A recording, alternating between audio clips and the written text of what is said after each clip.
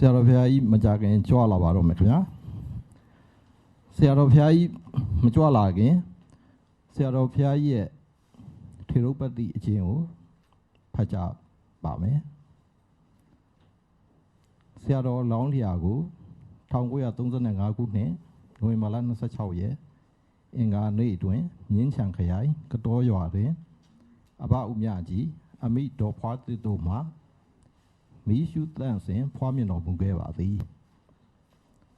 အသက်10နှစ်အရွယ်တွင်အရှင်သတိလဟုသောဘွဲ့တော်ဖြင့်ရှင်သာမဏေဖြစ်သူရောက်တော်မူခဲ့ပြီးစာပေကျမ်းဂန်များကိုသင်အန်လေ့ကျင့်ခဲ့ရာအဘိဓမ္မာအငယ်တန်းအလယ်တန်းအကြီးတန်းနှင့်အစိုးရဝိနည်းစာပွဲဝဲများကိုဖြည့်ဆို့အောင်မြင်တော်မူခဲ့ပါသည်ဆရာတော်သည်24ရက်9လ1955ခုနှစ်တွင်ဥပသမဒကံဆောင်မြင့်မြတ်သောယဟန်ပေါင်းတို့ရောက်ရှိတော်မူခဲ့ပြီးပဋိက္ခစာပေကျမ်း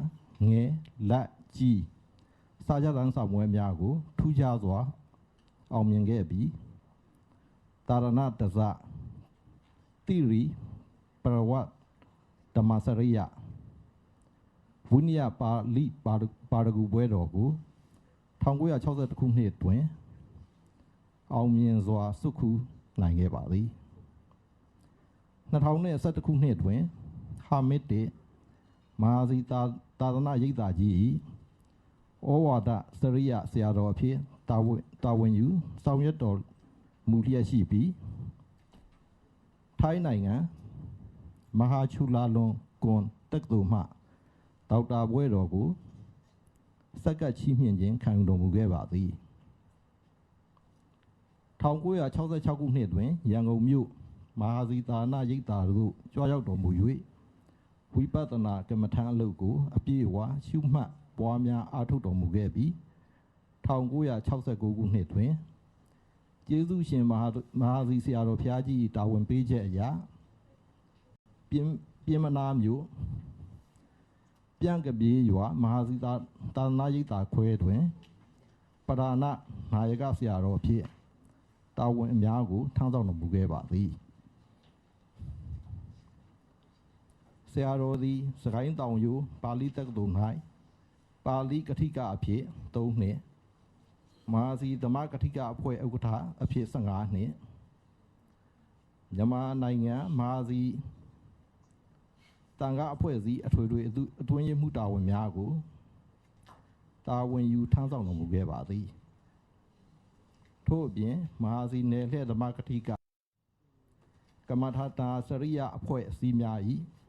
အုပ်ချုပ်မှုတာဝန်များကိုအဓိကနေရာမှပါဝင်ဆောင်ရွက်၍၎င်းမြန်မာပြည်ရန်ကုန်မြို့မဟာစီသာနာရိပ်သာတို့လာရောက်တရားအားထုတ်ကြသောနိုင်ငံသားယောဂီများတရားဟောတရားပြပဓာနထား၍ဆောင်ရွက်တော်မူလျက်ရှိပါသည်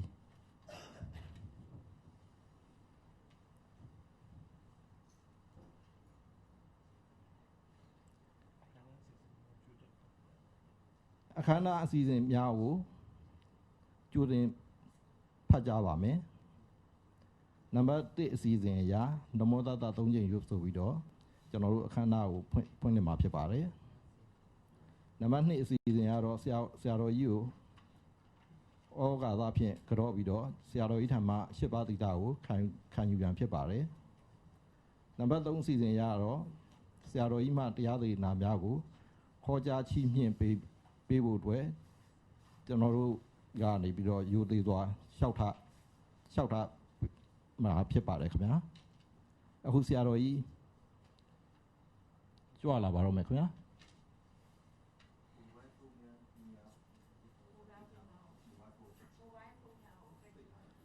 ကျေးဇူးပြုပြီးတော့မိုဘိုင်းဖုန်းများကိုလည်းပိတ်ထားဖို့အထူးပဲမေတ္တာခံပါတယ်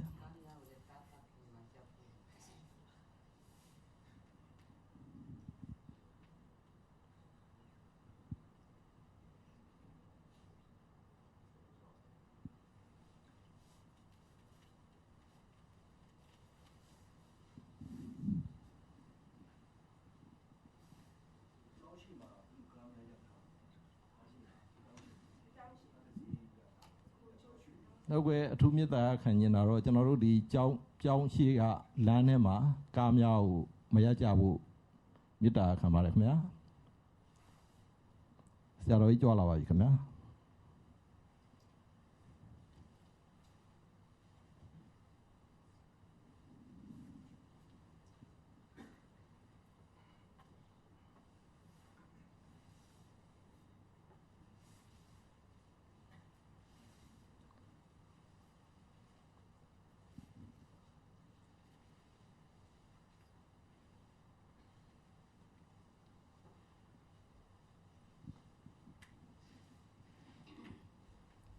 အစီအစဉ်နံပါတ်3ရကျွန်တော်တို့နမောသသ3ကြိမ်ကျွတ်ဆိုပြီးတော့တရားအခမ်းအနားကိုစတင်ဖွင့်လှစ်မည်ဖြစ်ပါတယ်ခင်ဗျာ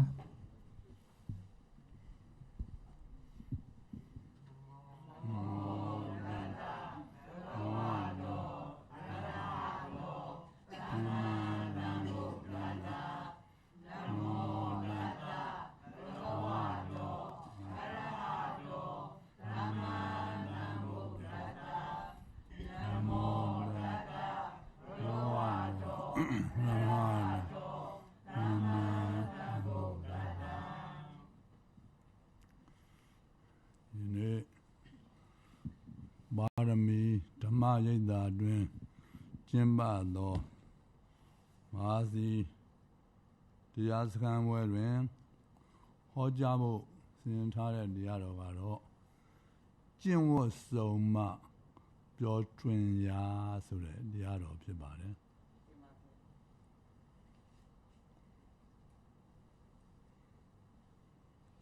ဒီ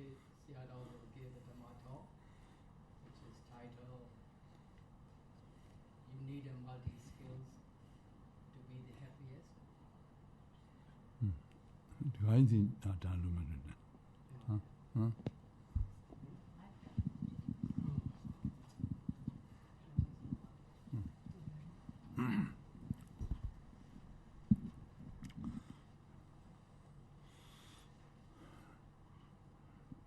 ဒီတရားကိုဟောရတာကတော့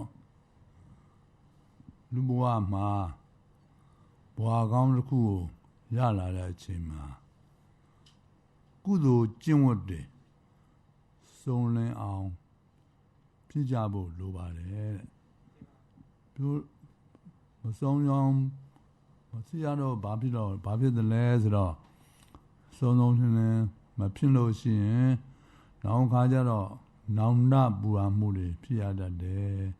အဲလိုလူဘဝလည်းရတာသာသနာ့ရေးလည်းကြုံတာနဲ့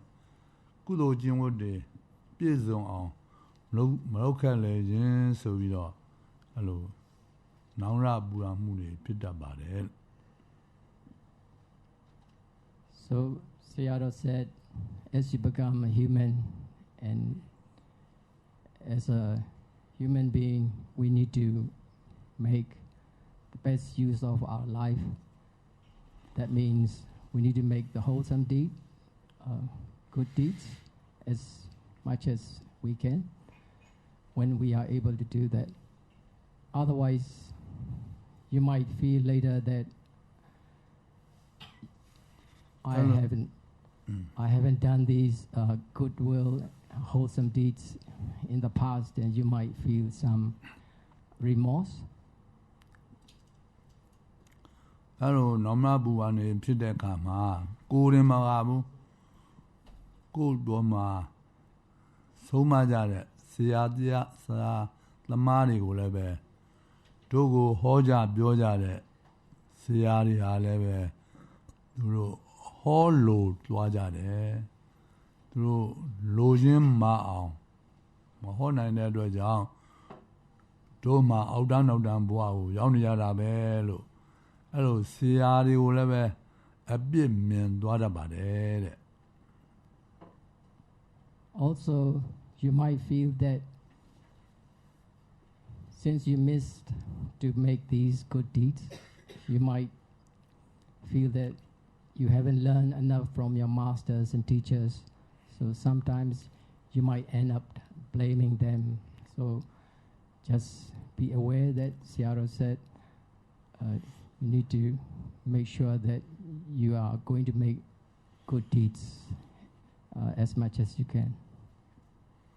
အဲ့ဒီလိုမိမိကိုယ်လည်းပဲနောင်လာဘူဝမှုတွေမဖြစ်ရလေအောင်ဆရာသမားများတွေကိုလည်းအပြစ်မမြင်ရလေအောင်ကျင့်ဝတ်ဆုံးမပျော်ရွှင်ရာဆိုတဲ့တရားကိုဟောပါတယ် So that's the reason Sayadaw is going to deliver a Dhamma talk, how to build a multi-skill so you'll become the happiest. အဲ့ဒီတရားကိုမဟောမီတရားပွဲကိုပနာမအာတိတသင်္ကန်းနဲ့ရွတ်ဆိုပြီးတော့ပြောရမယ်အဲ့ဒါတော့ရဏသုံးပါးမိဘဆရာဟာဝတ်တွားရှိခိုးပါ၏ဖျား Please repeat after me. Yadana Tomba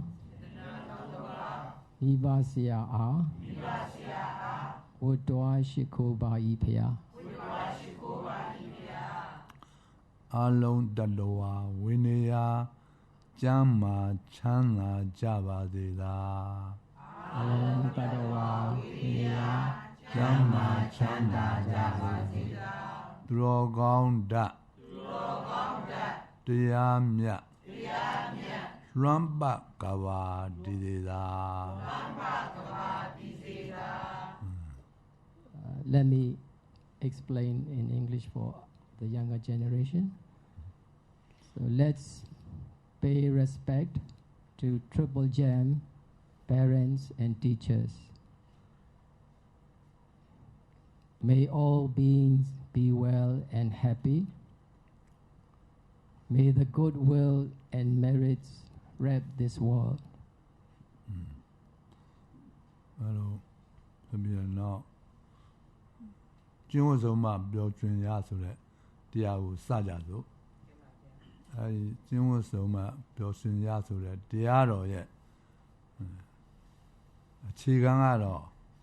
အင်္ဂုတ္တရနိကေနဝကနိဗ္ဗာန်မှာလာတဲ့ဒေဝတာသုတ်တံဖြစ်ပါတယ် The Dhamma talk is based on the scripture named Ingottara Nike Loka Navaka Nipa Devata Sutta.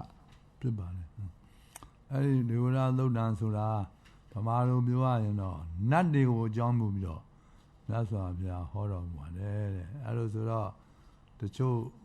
နတ်တို့ကြတ်တို့ကိုမြုံတဲ့ပုဂ္ဂိုလ်တွေကဒါဟုတ်ကောဟုတ်ကလားနတ်ဆိုတာတို့လည်းမြင်မှုပါဘူးအဲလိုစိတ်ထဲမှာတန်တရားဖြစ်တဲ့ပုဂ္ဂိုလ်လည်းရှင်းလဲရှိမှာတော့လေ So this Dhamma talk is based on the angel that's taught by Buddha in the scriptures. So sometimes people has some doubt that is there a real angel in this world. ဘာမှမလို့နတ်တွေဆိုတာတကယ်တော့ရှိသင့်ပါတယ်တို့လူလောကမှာကောင်းတာလုပ်တဲ့ပုဂ္ဂိုလ်များတွေလာကလိပ်စာတွေစုတွေလက်တွေစုတွေရလေရှိကြတယ်အဲ့လိုပါပဲသန္တရာမှာလည်းပဲကောင်းတာလုပ်တော့ပုဂ္ဂိုလ်များတွေနတ်ပြည်နတ်လောကဆိုတာရှိသင့်ပါတယ်မကောင်းတာလုပ်တဲ့လူဝါတွေလူလောကမှာထောင်တွေတန်တွေကျိန်းတန်တွေငွေတန်တွေရှိသလိုသာသနာမှာလည်းပဲမကောင်းတာလုပ်တဲ့ပုဂ္ဂိုလ်များတွေမရဲတို့တိဋ္ဌာန်တို့ပိဋ္ဌာသူတွေလို့ဆိုတဲ့ဆိုးပြစ်တွေပေးတဲ့အခါကြီးလည်းရှိနိုင်ပါတယ် So in the normal life, when you do good things, you are rewarded. For example, in your job, you'll be rewarded with bonus. And likewise, if you do bad things in life, you will be punished. And it's the same thing applies to other angel as well. So if you do good deeds, you're going to be rewarded in the next life. လူလောကမှာ ကုလိုခုနနတ်ပြည်လိုလက်ပြည်လိုရှိတယ်လို့တွက်တာနဲ့မရှိဘူးလို့တွက်ဟာဘယ်ဟာကြိုက်တယ်လဲဆိုတာတွက်ပြီးတော့ပြန်ပြီးတော့တွက်ကြည့်ရအောင်စို့ So let's consider if you believe there is angel or if you don't believe there is an angel. Let's see how you can evaluate the situation. ဟိုအားဖြင့်လူတစ်ယောက်ကခရီးသွားတဲ့အခါကျတော့သူ့တငယ်ချင်းက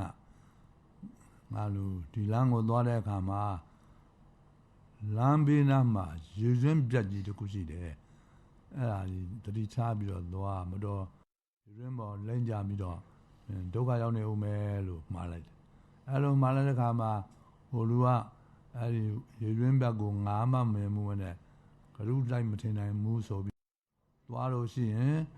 ရေရွှင်းပြက်ကြီးမရှိရင်တော့ပါရဲ့ရေရွှင်းထဲမှာသာရှိလို့ရှိရင်ရေရွှင်းနဲ့လိုက်ကြပြီးတော့ဒုက္ခရောက်နိုင်ပါတယ် So let's say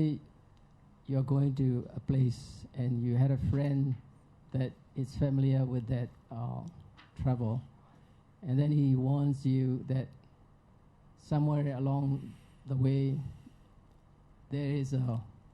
old well or equivalent to Australian scenario is an old mine shaft somewhere along the road. Just be careful. So that's the advice your friend had given to you. အဲ့လိုပဲမကောင်းမှုအောက်လူတွေလို့ရှိရင်ငရဲတိတ်ဆံပြတာသူကအပေလေးပါးကိုကြားလိမ့်မယ်လို့ဘုရားစာရည်တရားပုဂ္ဂိုလ်တွေကကြီးမွားညာမိတ်ဆိုတာလေအဲ့ဒါကိုမကောင်းတဲ့ငရဲတွေတိတ်စာတွေငါမှမမှုမနဲ့အဲ့ဒါတွေမကောင်းတာတွေလောက်ကိုလုံးမကွာဆိုပြီးတော့မကောင်းတာတွေလုပ်ရင်ငရဲမရှိရင်တော်ပါရဲ့ငရဲရှိရင်ငရဲကြပြီးတော့ဒုက္ခရောက်နိုင်ပါတယ် So according to that scenario, if you don't believe your friend's advice, you could fall into the mine shaft or oh well. So it's a similar thing that Buddha said. If you do bad deeds, you could be punished and you could live your next life in the apaya places. So if you don't believe, it's up to you. That's what you need to understand. နောက်တစ်ခုကတရားတော်ပုဂ္ဂိုလ်ကခရီးသွားတဲ့အခါကျတော့သူ့ငယ်ချင်းကပြောတယ်ငယ်ချင်းရေမင်းသွားတဲ့လမ်းမှာလေယခုချိန်မှာဆိုရင်မှုတွေလွန်ပေါက်တယ်အဲ့ဒါသတိထားပြီးသွားလို့ပြောလိုက်တယ်အဲ့တော့ပြောတဲ့အခါမှာဟိုလူကတော့အဲ့ဒီမှုတွေပေါက်တာငါမှမြင်ဝင်တယ်သတိထားပြီးတော့မသွားနိုင်ဘူးဆိုပြီးတော့ဒီတိုင်းသွားလို့ရှိရင်မိုးရင်မပေါက်ရင်တော့ပါရဲ့မိုးတွေပေါက်လို့ရှိရင်အဲ့ဒီမိုးတွေနဲ့လက်လွဲသွားကုန်နိုင်ပါတယ်တဲ့ And on another scenario, when you're going to a place and your friend said you might find some mushrooms or equivalent to truffle, the delicacies along the way. So if you believe it, you could find some of them. But if you don't, you're going to miss it. So that's the situation or scenario that you need to understand. အဲ့လိုပါပဲဘုရားစာရည်တော်ရိယာပုဂ္ဂိုလ်တွေကကုသိုလ်ကောင်းမှုတွေလုပ်ကြကုသိုလ်ကောင်းမှုတွေလုပ်ရင်နတ်ပြည်ကိုရောက်နိုင်တယ်လို့ဟောရတယ်အဲ့ဒါကိုနတ်ပြည်ဆိုတာငါမှမမြင်ဘူးနဲ့ကုသိုလ်ကောင်းမှုတွေမလုပ်ဘူးကွာဆိုပြီးတော့မလုပ်ဖက်နေရင်နတ်ပြည်မရှိရင်နတ်ပြည်မရှိရင်တော့ပါရဲ့နတ်ပြည်ရှိလို့ရှိရင်နတ်ပြည်နဲ့အားလုံးလက်လွဲကုန်မှာဖြစ်ပါတယ် So similarly, the Buddha has taught us that if you do good deeds, you could live the next life in the angels' abode. But if you don't believe, you're going to miss out. So if there is a place for angels and if that really exists, you're going to miss that opportunity. ဒါကြောင့်မလို့ငရဲလို့နတ်ပြည်လို့ ရှိတာလို့တွက်တာနဲ့မရှိဘူးလို့တွက်တာဟာရှိတယ်လို့တွက်တာကပိုပြီးတော့တွက်ကလာကြိုက်တယ် So as you can see, if you believe that there is the opportunity for you to take, it is more beneficial for you rather than if you don't believe there's nothing there and you're going to miss that opportunity. အားကြောင့်ရှိရဆိုရင်ငရဲတို့နတ်ပြည်တို့ရှိတယ်မရှိဘူးဆိုတာကိုလက်တွေ့လေ့လာကြည့်တဲ့ပုဂ္ဂိုလ်တွေတောင်ရှိဘူးပါတယ် So there was a case that in Buddha's time there were people that really wanted to find out that whether there's really a place for angels. ဘုရားလက်တော်ခါတော့ကရှင်ကုမာရကတ္တပါဆိုတဲ့ယဟနာကိုရောကြီးဟာတပိသားတွေနဲ့တို့ကခရီးစရာကြီးလှည့်လဲပြီးတော့တရားတွေဟောတော်မူခဲ့ပါတယ် So there was a arahat named Ashin Kumara Kassapa,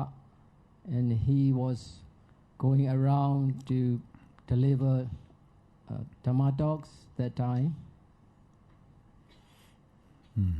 အဲဒီလိုသွားတဲ့အခါမှာပါယာတိမြို့သားနေရာဖြစ်တဲ့သေတပြဆိုတဲ့မြို့ကိုရောက်တယ်တဲ့ပါယာတိမြည်ရှိတဲ့မြို့သားနေရာဖြစ်တဲ့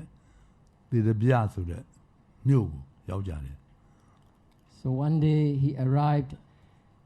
at a place called Tidabya, and there was a person who is like a Lord Mayor to a place called Payati city. အဲဒီပါယာတိမြို့မှာပါယာတိမြို့သားကမိစ္ဆာဒိဋ္ဌိအယူကိုယူရှိတယ်ကုသိုလ်ဆိုတာမရှိဘူးအကုသိုလ်မရှိဘူးကောင်းတာလုံးလည်းကောင်းလုံးမဖြာဘူးမကောင်းတာလုံးလည်းဆိုးပြဖြစ်ဘူးမိဘတွေရဲ့ကျေးဇူးတွေလည်းဘာမှ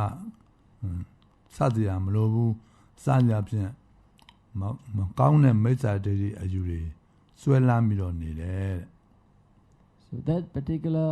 Lord Mayor in that Payasi city has a wrong view. So he doesn't believe in doing good deeds, and he doesn't believe in doing bad deeds has going to give him bad results. So he disregarded gratitude of his parents as well. So that's where he got the wrong view and lived in that place.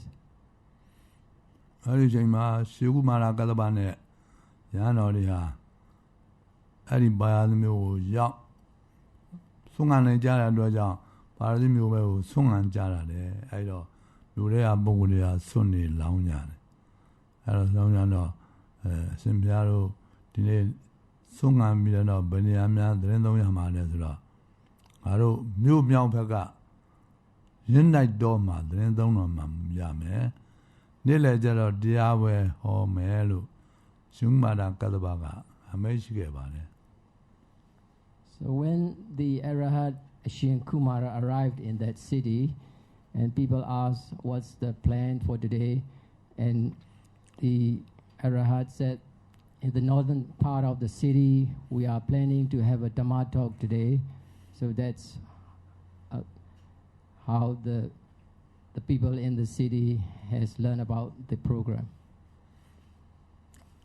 ဒါနဲ့နေ့လည်ဆုံးစားပြီးလောက်ကြတော့ပါတိဒေသမျိုးတွေကမြို့သူမျိုးသားတွေပန်းနစာရဆွဲပြီးတော့တရားနာဖို့ရာထွက်လာကြတယ် So everybody in the city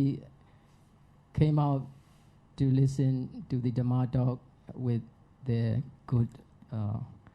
dressing and look forward to listen to the Dhamma talk. အဲ့လိုဘသူတွေလာဘသူတွေလာဟဲနေတော့တရားနာသွားရအောင်နဲ့အော်အင်းပြီးတော့ထွက်လာရတဲ့အခါကျတော့ဘာသာလေးမျိုးသားကကြားတယ်ဟေးမင်းင်းတယောက်လာစမ်းလူတွေကလူတွေပူယောင်ပူယောင်နဲ့ဘယ်သွားမလို့လဲသွားမေးကြည့်သားဆိုတော့ မင်းယောက်ကသွားမိတယ်ဟေးမင်းတို့ပဲသွားမလို့လေငါတို့ရင်းတိုင်းတော့ရှင်ကုမာရကသဘာတရားပွဲကိုသွားမလို့အဲ့လိုဆိုရင်ခဏနေကြအောင်ငါမြို့သားကိုသွားပြောင်းမဲဆိုမိုးသားကိုသွားပြီးတော့ပြောတယ်တဲ့ရှင်မြို့သားလူတွေကလူတွေတော့ရှင်ကုမာရထံသွားပြီးတော့တရားနာမလို့တယ်လို့ပြောကြတယ် So as the people gathering to attend the Dhamma talk, and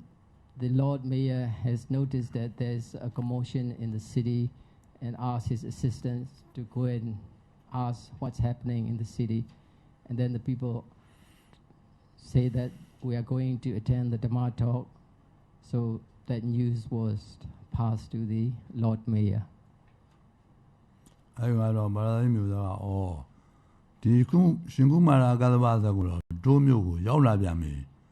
ဒီကတော့ခဏခဏလာတယ်လာတဲ့ခါတော့ရှင်တဲ့သူကမျိုးသူမျိုးသားတွေကိုကိုယ်လိုကြီးလောက်ကြနတ်ပြည်ရောက်လိမ့်မယ်အောက်သူတွေမလောက်ကြနဲ့ငရဲကြလိမ့်မယ်ခဏခဏလာဟောတယ်ဒီခါတော့ဒီကိုရိုနဲ့ငါနဲ့တွေ့ရောပေါ့ကွာအဲ့ဒီကောင်တွေခဏနားနေကြအောင်မျိုးသားကိုယ်တိုင်တရားနာလိုက်မယ်လို့ပြောလိုက်တယ် So the Lord Mayor said, this Arahat has been coming to my city every now and then, and he's been preaching the people in the city that if you do good deeds, you will live the next life in angel's place, and if you do bad deeds, you will suffer in the bad places like hell. So this time, I'm not going to let this happen. I'm going to see this Arahat by myself and talk to him. So that's what he decided. ဆိုတော့ကဲမင်းတို့ခဏနေကြအောင်ခွေခုနမျိုးသားကိုယ်တိုင်တရားနာလိုက်မလဲဆိုတော့ဟိုလူတွေလည်းစောင့်နေရတာပေါ့အဲ့တော့မျိုးသားအဟုတ်တွေပါတွေလဲပြီးတော့ကဲမင်းတို့လူဆုံးမလားလူလုံးမပြီးမျိုးသားမင်းအဲ့လိုဆိုရင်ခုပဲသွားကြမှာကွာဆိုပြီးတော့သူကရှေးဆောင်ပြီးတော့ရင်းတိုက်တော့ကိုသွားကြတယ်တဲ့ So the Lord Mayor tried to lead everybody in the city to go to the place where the Arahat is going to deliver the Dhamma talk, and because he wanted to face and talk to the Arahat face to face this time. အဲ့ဒီကတော့ဘာသိမျိုးသားနဲ့မျိုးသူမျိုးသားတွေကသွားကြပြီးတော့ရန်တိုင်းတော့ရောက်တဲ့အခါကျတော့ရှင်ဥမာရကတ္တဝါတို့ကအရင်ကောင်းတဲ့သင်္မကြီးအောင်မှာသတင်းသုံးနေကြတယ်အဲ့တော့သူတို့အဖွဲ့အဲ့ဒီရှင်ဥမာရရှိရာကိုသွားကြတယ်သွားပြီးတော့တချို့ကရှင်ဥမာရကိုဥချရှိခိုးပြီးတော့တင်းနေတဲ့နေရာမှာထိုင်တယ်တချို့ပုဂ္ဂိုလ်တွေကရှင်ဥမာရနဲ့တွေ့ရတာဝမ်းမသာဖြစ်တဲ့အကြောင်းရှင်ပြားကိုဖူးရတဲ့အကြောင်းဝမ်းသာတဲ့အကြောင်းတွေပြောပြီးတော့တင်းတဲ့နေမှာထိုင်ကြဒါမှမဟုတ်ဘာသာတိမျိုးသားတော့သူကမထိုင်ဘူးရှင်ကုမာနဲ့ရဟန်းတော်တွေရှေ့မှာတောင်းကားတွေမြောက်ကနေတောင်းလမ်းလျှောက်ပြီးတော့မှလိုက်ပိုက်ပြီးတော့မှရှင်ကုမာသာကတ္တဗကိုဒီလိုပြောကြတယ်တဲ့ So when the group of people led by this Lord Mayor arrived to the place where the Arahat Shin Kumara is resting under the shade, some of the people sit in the proper place. Some people try to greet the Shin Kumara and try to take that proper place. But the Lord Mayor of this Pana city didn't sit down. Instead, he just walked in front of the Arahat from north to south and try to get his attention.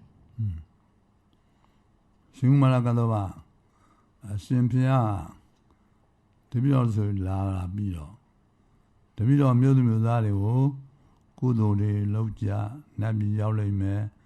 အောက်သို့လုပ်ရင်ငရဲကြလိမ့်မယ်လို့ရှင်မခဏနာလာပြီးတော့ဟောတယ် အဲ့ဒီငရဲတို့နတ်ပြည်ဆိုတာတပည့်တော်လုံးဝလက်မခံဘူးကိုတော့တပည့်တော်ယုံလည်းမယုံဘူး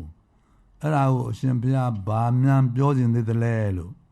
ရှင်ဥမာဒကာကိုရောက်ထားတယ်တဲ့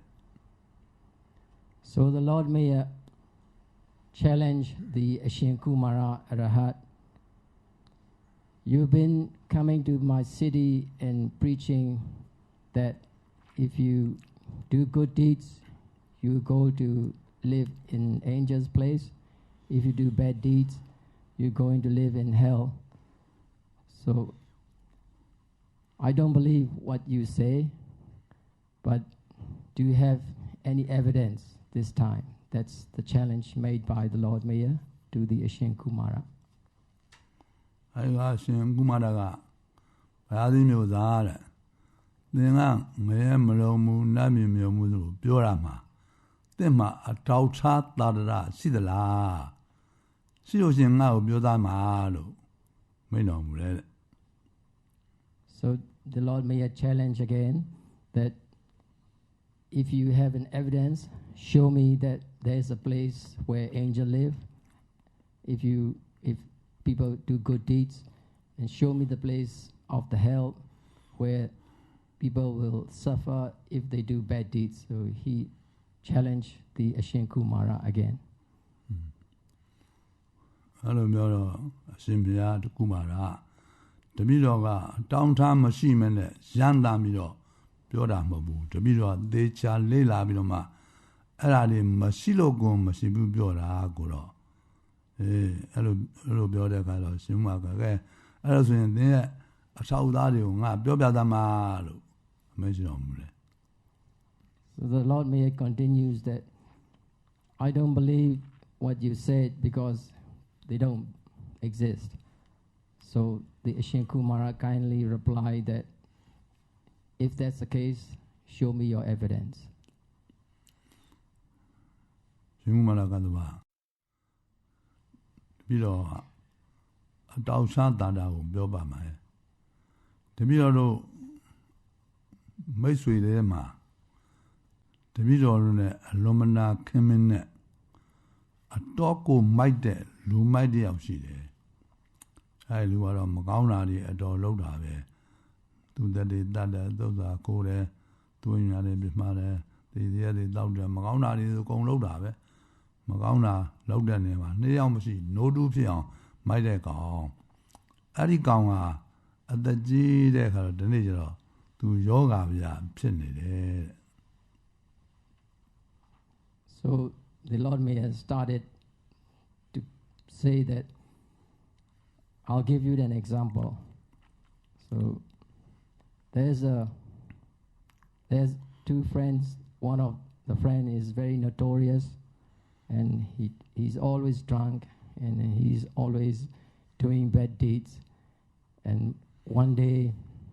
he got sick. I know that you know, yogaဖြစ်လာတဲ့ခါတော့သူ့အိမ်ကလည်းပဲဆရာဝန်တွေဘာတွေခေါ်ပြီးတော့ဆေးတွေကုပါတယ်ကုရမယ်လို့ယောဂလွန်နေပြီတဲ့အဲ့ပုဂ္ဂိုလ်ဒီတောင်ကမတော်နိုင်တော့ဘူးဆိုတဲ့အခြေအနေကိုရောက်တယ်အဲ့လိုရောက်သွားတဲ့အခါမှာတပည့်တော်အဲ့ဒီကောင်းတဲ့ရှိတဲ့နေရာကိုတပည့်တော်သွားတယ်ကိုတော့ So actually that's the Lord Mayor's friend. So he went to see his friend who is very ill now, and no doctor can cure his sickness. So he's not going to get over this sickness anymore. So that's where he's going to see his friend. ဒါနဲ့သူ့စီရောက်တဲ့အခါတော့တပည့်တော်ကပြောတယ်ငါငယ်ချင်းမင်းကတော့မိုက်တဲ့နေရာမှာနှစ်ယောက်နိုးတူးဖြစ်အောင်မိုက်လာတဲ့ကောင်ပဲအဲ့ဒါရှင်ဂေါရမရဲ့တပည့်သားတွေဟောတယ်လို့ဆိုရင်တော့ဒါတော့မိုက်တဲ့ကောင်သေရင်မင်းငရဲကြမှာပဲတကယ်လို့မင်းသေပြီးတဲ့နောက်ငရဲကြရင်ငါ့ကိုလာပြီးတော့ပြောလဲဦးနော်ဘာသည်မျိုးသားကြီးငါတော့မကောင်းတာတွေလုပ်ပြီးခုငရဲကြနေပြီလို့ လာပြီးတော့ပြောလဲအောင်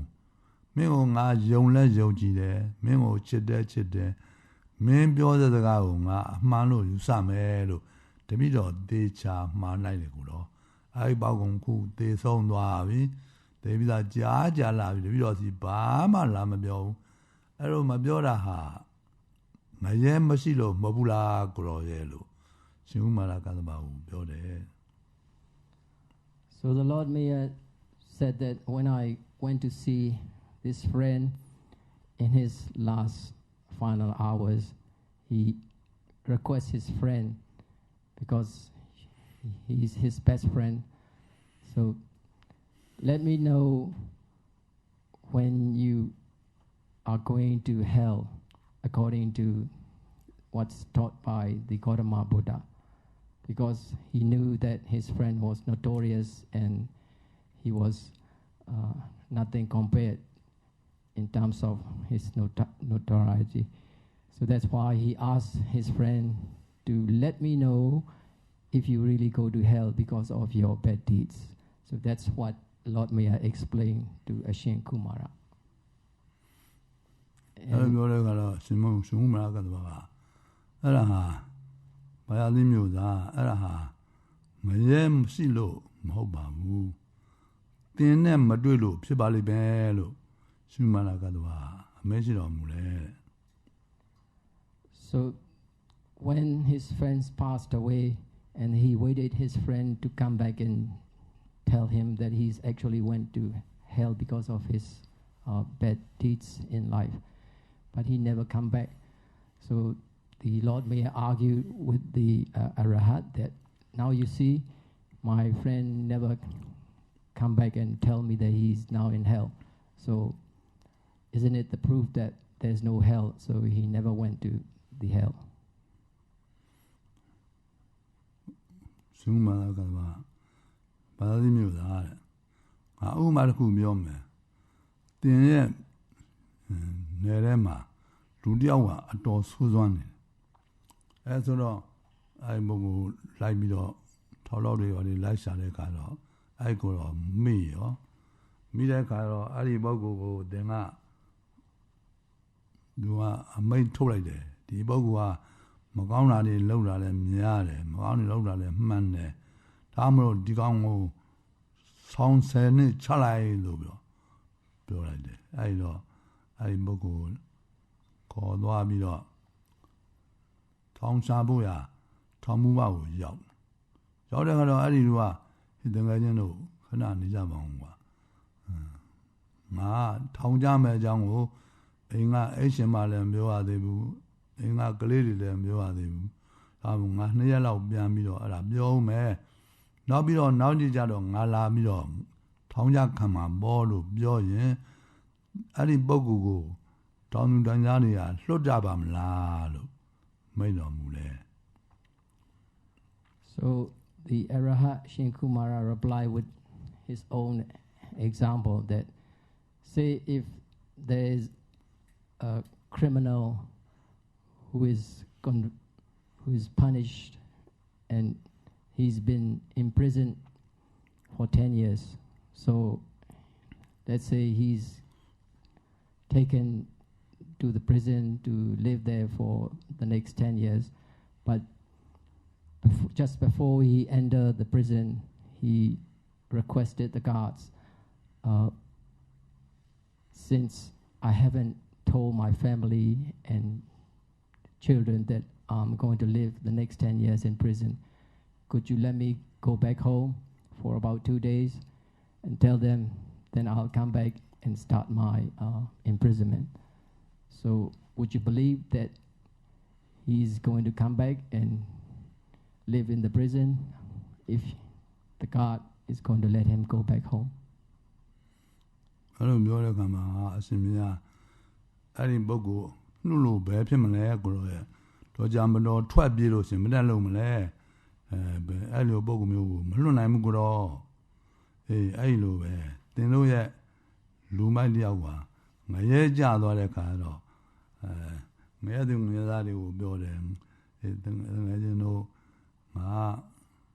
ငါသေးသွားပြီးတဲ့နောက်ငရဲကြရင်င ငါတငယ်ချင်းဖြစ်တဲ့ပါသီမျိုးသားကငါ့ကိုလာပြီးတော့ပြောလဲပါအောင်လို့မှားထားတယ်ဒါမှမလို့ငါ2ရက်3ရက်လောက်ပြန်ပြီးတော့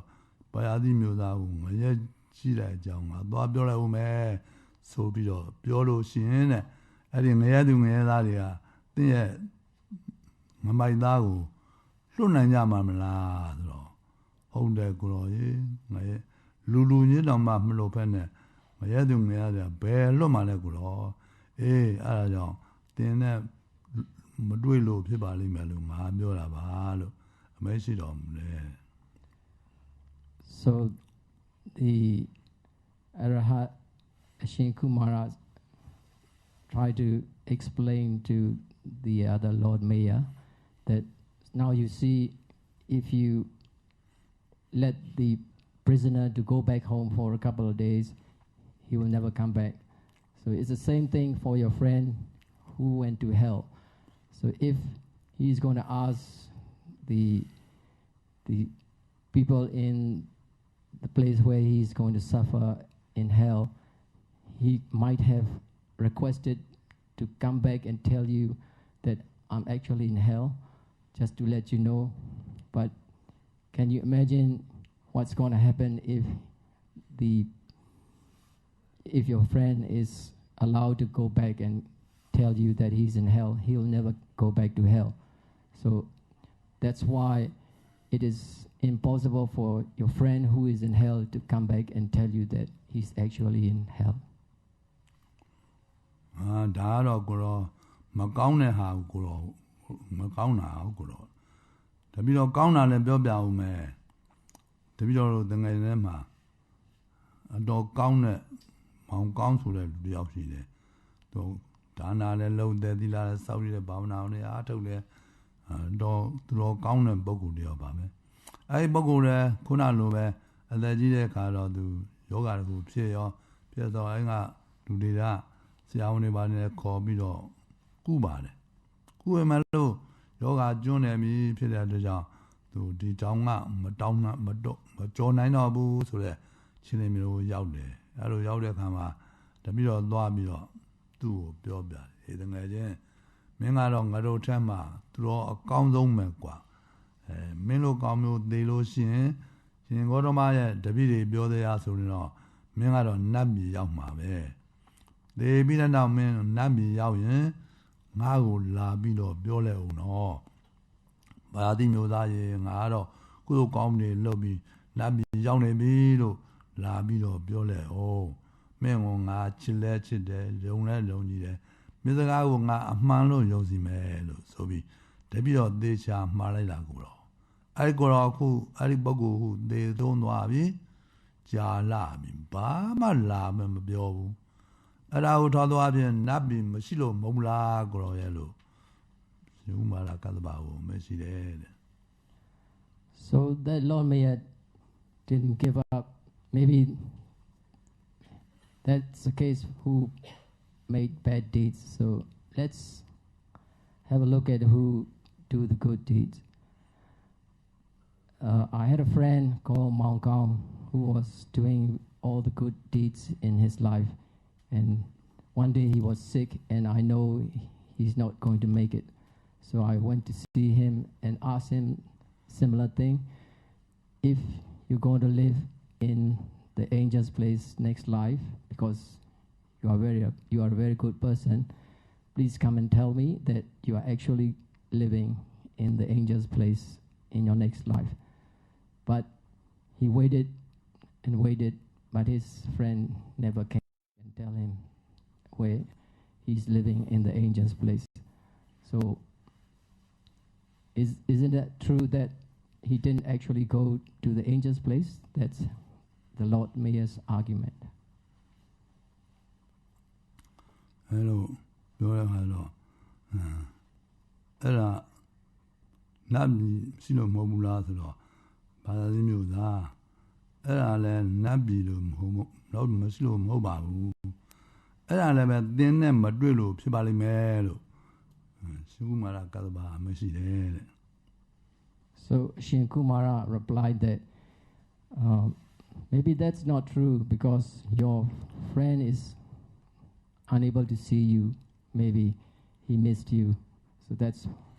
the initial reply from Ashin Kumara. ဘုရားသခင်မျိုးသားတဲ့ငါသူပြောပြအောင်မယ်လူတို့ရဲ့နှစ်ပေါင်း100ဟာဒါဝိညာဉ်နတ်ပြည်မှာတည့်ရက်ပဲရှိသေးတယ်အဲ့လိုရက်ပေါင်း30လအဲ့လိုလာပေါင်း7လတစ်နှစ်အဲ့လိုနှစ်ပေါင်း1000အသက်ရှိတယ်တဲ့ဒီရဲ့တငယ်ချင်းဟာလူမရသေဆုံးပြီးတော့ကုသိုလ်ကောင်းမှုကံကြောင့်နတ်ပြည်ရောက်သွားပြီဆိုတော့နတ်ပြည်ရောက်တဲ့အခါမှာနတ်ပြည်ဆိုတာတဲ့ပြောစရာကောင်းပါလားအဲ့တော့3ရက်လောက်တော့နတ်ပြည်မှာနေလို့မယ်ပြီးတော့မှဘာယာတိမျိုးသားကိုသွားပြီးအကြောင်းကြားမယ်ဆိုပြီးတော့နတ်ပြည်မှာ3ရက်လောက်နေတယ်3ရက်လောက်နေပြီးတော့လူပြည်ကိုဆင်းလာတယ်ဆိုရင်သင်နဲ့တွေ့နိုင်မှာအောင်မလားလို့မေးတယ် So the Ashin Kumara explained to Lord Mayor that, do you know that the angels live a long life? The one day in angel's place is equivalent to 100 years in human life. And you know the angels can live 1,000 years in their terms in angel's place. So even if your friend think that this angel's place is so good for him, he might try to stay there for 3 days just to enjoy over there. And then he will come back and tell you that, okay, this is where I'm living and enjoying life. But see, since 3 days is a long time in human time span, so even if he tried to come back and tell you that he's in angel's place, you won't be around anymore. So that's what Ashin Kumara said. ဟုတ်တယ်ကိုကြီးနတ်ပြည်မှာ3ရက်လောက်နေတယ်ဆိုတော့လူသက်တန်းနဲ့တွက်ရင်နှစ်ပေါင်း300ကြာသွားပြီကိုတော့အဲ့ဒါဆိုတော့တပည့်တော်ကြီးလာပြောတယ်တပည့်တော်သေလို့အယူတောင်ဆွေးရောမယ်ကိုတော့တပည့်တော်နဲ့ဘယ်တွေ့နိုင်တော့မှာတော့လို့ဘာသာတိမျိုးသားကလျှောက်ထားတယ်တဲ့ So consequently, the Lord Mayor accepted the fact that, yeah, now I understand that 3 days in angel's place is going to be 300 years for me. So it is very possible that when my friend come back and tell me I will be dead and all my bones will be decayed, then he finally accepted the fact that it is impossible for him to see his friend. ဒါမှမဟုတ်ငါနင်းနဲ့မတွေ့လို့ဖြစ်မှလိမ့်လို့ပြောတာပါအဲ့တန်းဆိုရင်နှစ်ပေါင်း300ဆိုရင်နင်းနဲ့တွေ့လို့မရတော့ဘူးလားလို့အဲ့လိုပြောကြတယ်အဲ့လိုပြောတဲ့အခါတော့ဘာယာတိမျိုးသားကကိုရောပြောတာမဆိုးတော့မဆိုးဘူးကိုတော့ဒါမှမဟုတ်တပည့်တော်တော့အဲ့ဒါတွေမမြင်ရတဲ့ဟာတွေဆိုဘာမှမယုံဘူးနတ်ပြည်တို့လူပြည်တို့ငရဲပြည်တို့ဆိုရမှာအမှငရဲပြည်တို့နတ်ပြည်တို့တပည့်တော်လည်းမမြင်ဘူးယုံလည်းမယုံဘူးဒါတပည့်တော်ကမမြင်လို့ရှင်ဘယ်ဟာမှမယုံဘူးလို့ရှင်ဥမာသာကတ္တဝါကိုမရှိတယ်တဲ့ The Lord Mayor, being so sticky that he still tried to argue with the Ashin Kumara that no matter what happened to my friends, I still don't believe that the angel's place exists or the hell is there until I can actually see the fact that they are there. So that's how he tried to argue again with Ashin Kumara. အဲ့တော့ရှင်မာကတ္တဝါကဘာသာမျိုးသားတဲ့မမြင်ဘူးဆိုတာငါမမြင်ရရင်မယုံဘူးဆိုတဲ့စကားမျိုးဟာတော်ကောင်းနေလက်ခံနိုင်လို့တဲ့စကားမျိုးမဟုတ်ပါဘူးတဲ့တင်းကောင်ငါတခုပြောပြအောင်မယ်လူတယောက်ဟာအမိဝမ်းထဲကမွေးလာတဲ့ကမျက်စိနှလုံးလုံးဝမမြင်ဘူးဆိုပါတော့အဲဒီပုဂ္ဂိုလ်ဟာနေတို့လတို့မြင်မှုပါမလား Membu, a puni saying what a bama memu. To Messi Gona Lude Memula. Nanyale. I don't miss any Lura, Biobiade. It then Ne Lama so she and Nibion, Ne Twalade, Yakamaso, Daleda, Postula, Lamania, Logao, Linam, be there. Yaku, Muana, Munon Midi, Wojade, Wotari, a saint lady, a beer lady, Kayang, a logo lade, to a Biobia. Hello, Biobia, de Caro. Me one and museum in a boa. Ah, Nedo Lado, Machine Mamu, a purely a same yado, Bama Machine Mu, Mama, Mamma, Eladi, Kuma Machine Mulo, Bioyan, Eddie, a Gaza Gao, Langalo, Pibamalalo, a Machine. So Shin Kumara gave another example to Lord Mayor because he knew that blindly not believing because you couldn't see is not wise. So he said, say somebody was born blind, and if that person, when he or she is born, won't be able to see if there's light, if there's any sun or moon or stars in this universe, and even if somebody has worn good, colorful dresses, they will never be able to see anyway. So, because they were blind, and if they say that they never exist, there's no light, there's no sun, there's no moon, there's no such thing as color, would you accept that fact? So that's what Ashin Kumara asked the Lord Mayor. Damalo, Kumemelo, Nina Boguri, Bioyan, you are body dead. Piayana Bisiga Waria, Deba Seku, opinion net, Nabisula, she there, Yadiva, she there, Kuran Dijalo, Kolan Minyalo, or Lulego, Hojada Mule. Elago, Deba Seku, Bayan Yabuya, Neza, Nava Diladam, Lone Boguria. I don't mean to Mamma, Yomu, and I will be Yasi man in it. Let can lo, Pinama. So Shingumara said that in a similar scenario, the Buddha and all the Arahat and who is enlightened and has gained some power, who has the particular vision to see everything in this universe, and they've already told us that there's a place where the angel lived. So, if you don't believe what Buddha or these Arhats said that there's such places, so would you accept that when somebody said that there's no light or no such thing as color for a person who can only keep the 5 precepts? So that's the comparison that Ashin Kumara made to the Lord Mayor. Hello, Biorama, Badi Musama, Lakan, Wade, Ola Hobare, Logama, Lure, 10 minutes, Bogode, Sidalo, Nade Sura, Sibade. That's why I've let them hello, Nade, Sidadoja, La Osu, so Gozu, that's why I've said and La Mido, through the John Diadigo, short Jabubade. So, Shinkumara continues to explain to the Lord Mayor that there was a time when Buddha was alive. There were 9 groups of angels came and see Buddha one day.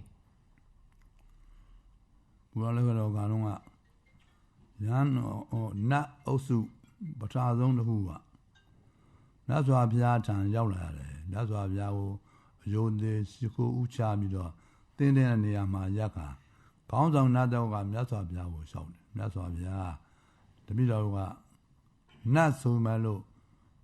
Lubigani Lajarabia, Lubia, ကုသိုလ်ကောင်းတွေလုပ်ပြီးတပည့်တော်နတ်ပြည်ကိုရောက်လာကြပါတယ်တပည့်တော်တို့နတ်ပြည်ရောက်လာတဲ့အခါမှာတပည့်တော်ကလူပြည်မှာတပည့်တော်တို့အိမ်ကိုငါတော်များကြွလာတဲ့အခါမှာတပည့်တော်တို့ကခရီးဦးကျူဆိုပါတယ်ဗျရေခိုးခြင်းစသည်တော့မလုပ်ပါဘူးအဲ့ဒီခရီးကျူဆိုတဲ့ကုသိုလ်ကံကြောင့်ပဲတပည့်တော်တို့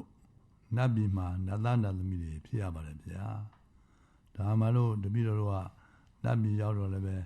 နတ်ကအောက်တန်းစားနတ်ဖြစ်နေပါလေဗျာအဲ့ဒါဘာဖြစ်လို့လဲဆိုတော့သေချာစဉ်းစားကြည့်တော့လူပြည်တုံးကကုသိုလ်တွေစုံအောင်မလုပ်ခဲ့လို့ပါမြတ်စွာဘုရားယခုတော့ကုသိုလ်မစုံလို့တပည့်တော်တို့မျက်နာရပါတယ်မြတ်စွာဘုရားလို့မြတ်စွာဘုရားကိုတရားထားပြီးတော့နတ်ပြည်ကိုပြန်သွားတယ်တဲ့ So the first group of angels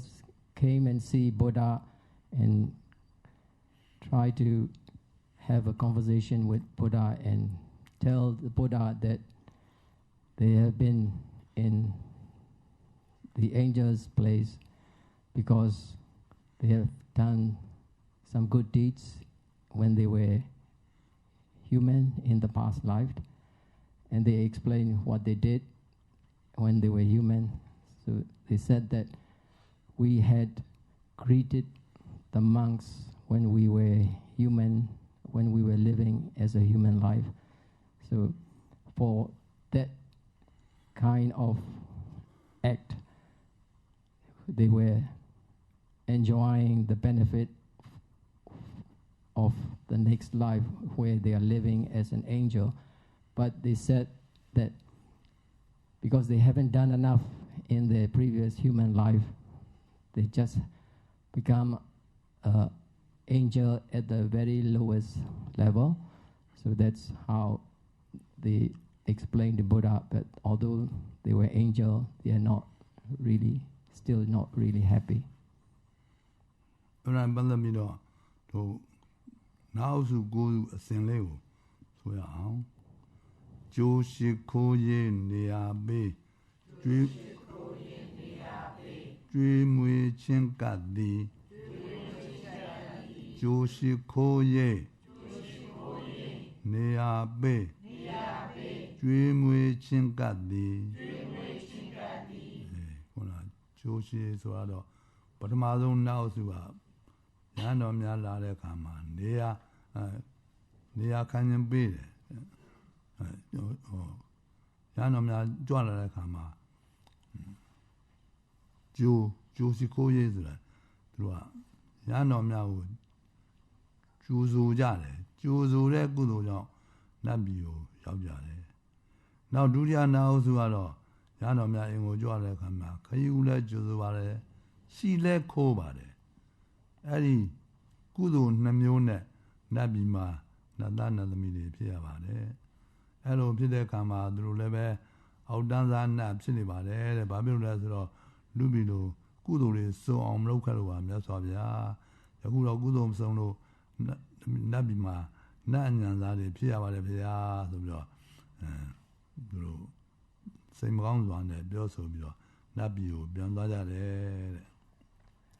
And then there is a second group of angels came and see Buddha, and then they had a same greeting conversation with Buddha, and they explained to Buddha that they were human in the past life, and the reason for them to live in the angel place right now is because they've done two good deeds. One is to greet when the monks came or when the Buddha came, and also what they did is they pay respect to the monk and the Buddha, and that's the reason why they are now enjoying the angel's life. But they said, although they are angels, they are not very satisfied because they are still living in the lower levels of the angels' places. နတ်နေပြောတာဆိုနားထောင်ကြပါသူတို့ဘုရားခရီးဥကျူစွာနဲ့နတ်မျိုးကိုရောက်ပါတယ်နောက်တစ်ယောက်တူကတော့သူကရှစ်ခိုးတာနဲ့လည်းပဲနတ်မျိုးကိုရောက်တယ်ဆိုတော့ခရီးဥကျူရင်နတ်ပြည်ရောက်နေတာပဲ ရှိခိုးခြင်းကြောင့်လည်းပဲနတ်ပြည်ကိုရောက်နိုင်တယ်နတ်ပြည်ရောက်ဖို့ရာတိတ်မခဲခြင်းလာမှုနော်နောက်ပြီးတော့သူတို့ကလူပြည်မှာနေစဉ်ခါတော့ကကုသိုလ်လည်းမစုံလို့တပည့်တော်တို့မျက်နှာငရောက်တယ်မြတ်စွာဘုရားနောက်တစ်ခါလူပြည်မှာလူပြန်ဖြစ်ရင်ကုသိုလ်တွေစုံအောင်လုပ်မယ်လို့မှန်တာပါတယ်မြတ်စွာဘုရားလို့ရှောက်ကြတယ်ဟုတ်တယ်ကုသိုလ်လုပ်ဖို့ရာဆိုတာလူပြည်ဟာအကောင်းဆုံးပဲနော်နတ်ပြည်ဆိုတာမှာနတ်ပြည်မှာနတ်သားနတ်သမီးတွေကသူ့ဟာနဲ့သူ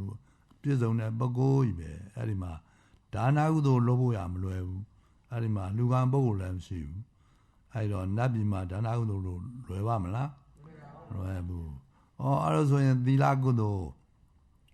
ကြတော့လေလူပြည်မှာတော့သီလယူဖို့ရလွယ်လို့ပါတယ်ကုသကုသိုလ်လွယ်ကူရနိုင်တယ်နတ်ပြည်မှာတော့နန္တုံဥယျာဉ်ဆိုတော့အလွန်ကိုပြောစရာကောင်းတယ်ဘလောက်ဒီအောင်ပြောရအောင်ဆိုတော့ဒီကနေ့ဖြစ်တဲ့နတ်တော်မှာလက်မောင်းတစ်ဖက်ဖွဲပြီးတော့အဲ့ဒီနန္တုဥယျာဉ်နဲ့သွားချလိုက်ရင်သေရမှတောင်မေ့သွားတယ်အဲ့လောက်ပြောစရာကောင်းတယ်ဒါမှမဟုတ်အဲ့ဒီလိုနေရာမျိုးမှာသီလစောင့်တည်ဖို့လာတယ်မလွယ်ပါဘူးထို့တူတရားထုတ်ဖို့အောင်လွယ်ပါမလားမလွယ်ဘူးအဲ့ဒီမှာကမ္မဋ္ဌာန်းလည်းမရှိဘူးတရားထုတ်လည်းပုံလည်းမရှိဘူးเนาะအဲ့လိုဆိုရင်ဒုပိဆိုတာဒါနပြုလို့ပေါ်ရလွယ်တယ်သီလစောင့်တည်ဖို့ရလွယ်တယ်ဘာဝနာတွေအားထုတ်တာလွယ်တယ်ဒါမှမဟုတ်အဲ့ဒီနတ်တွေကတောက်တကလူပိမှာလူပြန်ဖြစ်တော့တပည့်တော်ကုသိုလ်တွေစုံအောင်လုပ်မယ်လို့မှတ်တာပါတယ်မြတ်စွာဘုရားယခုတော့ကုသိုလ်မစုံလို့တပည့်တော်တို့မျက်နှာငရပါတယ်မြတ်စွာဘုရားလို့မြတ်စွာဘုရားကိုကြောက်ထားပြီးတော့ပြန်သွားကြတယ်တဲ့ So as you can see, as explained by Seattle, it's not that hard to become an angel. As you learn now that the first group of angels just greeting the monk can enjoy next life in angel's place. And then the second group of angels had paid respect to the monks in their past lives. So now they're enjoying the angel's life as well. And Seattle explained that once you become an angel, it is quite hard to make charity, dana, quite hard to practice morality, sila, and it's also quite hard, almost impossible to practice bhavana, the dhamma. So that's what the angels has explained to the Buddha, that although they are in angels' place, they are not still very happy because they haven't done enough. And Seattle explained that once you become an angel, there are so many things you can enjoy, so you forgot to do all of these good deeds. So it's almost impossible for you to continue and do the good deeds. So that's what the angels explained to Buddha, and they said that they want to come back and live as a human so they can do some more good deeds, and they will accumulate the good deeds next time. No, so now you are la bilo. That's why we are ucha sigo bilo. Thinking any amaya that's why we are the middle of Lubi Malupin and Kadonga. Yanoma Joala Kama, Kayule, Josuale Pia, Sile Kovare, they are tiny. 이 구도 도묘네တမီးတော်နတ်ပြည်မှာနတ်သားနတ်သမီးတွေဖြစ်ပါတယ်ဒါမှလို့ဒီပြောက်လို့လဲကုသိုလ်နည်းတဲ့ကြောင့်နတ်ပြည်မှာနတ်အညာစာဖြစ်နေပါတယ်လို့တယောက်ထားကြတယ် And then there's a third group of angels came down and talked to Buddha, and what they said is they've done in their past lives, they have greeted the monks, they have paid respect to the monks, and also they offer a place for the monk, and that's the reason why they are now living and enjoying the angel's life. So that's the third group of angels that